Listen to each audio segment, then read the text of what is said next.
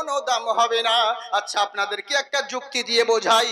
আপনারা স্কুলের শিক্ষিত মানুষ আছেন, কোন এক ছাত্র রেজাল্ট যেদিন বেরিয়েছে স্কুলে, সেই দিন গিয়ে বলছে, স্যার কত নম্বর পাবো? বলে কেন রে? বলে দেওয়ালে তো স্যার রেজাল্ট বেরিয়েছে কিন্তু আমার নাম নেই, আমি কত নম্বর পাবো? বলে বাংলা পরীক্ষা দিয়েছিস? না স্যার, মাসির অসুখ ছিল তাই আসতে পারি নাই। বলে ইংরেজি? বলে সেদিন কিন্তু স্যার আঙুলে ব্যথা করছিল, লিখতে পারবো না, ওই জন্য স্কুল আসি নাই। বিজ্ঞান, গণিত, ম্যাথমেটিক্স? বললে স্যার মন ভালো ছিল না বলে স্কুল আসি নাই। বলে তাহলে এখন কিসের নম্বর চাইছিস? বলে স্যার প্রজেক্ট করে নিয়ে এসেছি, প্রজেক্ট, এর নম্বর কত পাবো? স্যার বলবে ঝাঁটা নিয়ে আয়, ওকে নম্বর দিচ্ছি। হ্যাঁ, যেগুলো সাবজেক্টের মধ্যে সেগুলোতে নেই, উইদাউট সাবজেক্ট নিয়ে এসে বলছো কত নম্বর পাবো? কিয়ামতের দিনে আল্লাহ প্রশ্ন করবে, আল্লাহকে বলবে, আল্লাহ আমি তো জান্নাতে যাব, আমি কত নম্বর পাবো? বলে ফরজ নামাজ পড়েছিলিস? বলে না। বলে রোজা? বলে না, আল্লাহকে খিদের জন্য, পেটের জন্য, খিদের কারণে রোজা রাখতে পারিনি। বলে হজ, যাকাত? বলে নিজের মাল কষ্ট করে ইনকাম করেছি, পরকে দিতে কষ্ট হয়েছে, এরই জন্য দিইনি। বলে তাহলে অন্য কিছু, নবীর কাজ করেছো?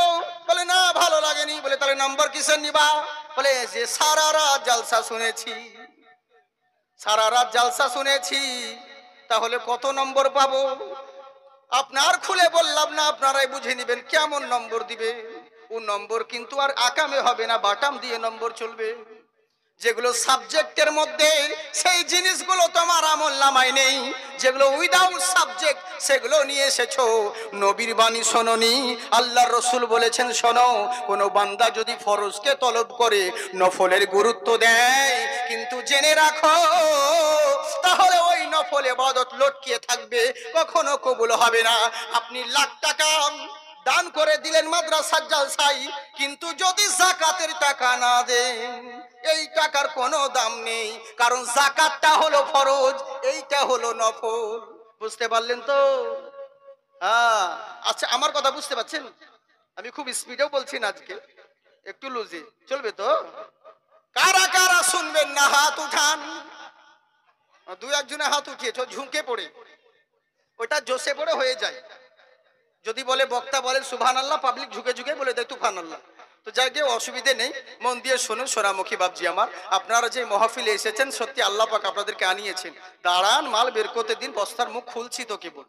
হ্যাঁ, অসুবিধে নেই, তবে বেশিক্ষণ নয়, জাস্ট 1 ঘন্টা থেকে 1.5 ঘন্টা।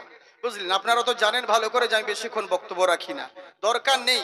এবার যদি আপনারা বলেন কেন হবে না, অন্যান্য বক্তা তো 2 ঘন্টা 3 ঘন্টা বলে, আপনাকে আমি বলছি আপনি মেপে দেখেন, অন্য 3 ঘন্টার আমার 1 ঘন্টা, দেখবেন একই হয়েছে। বুঝলেন তো?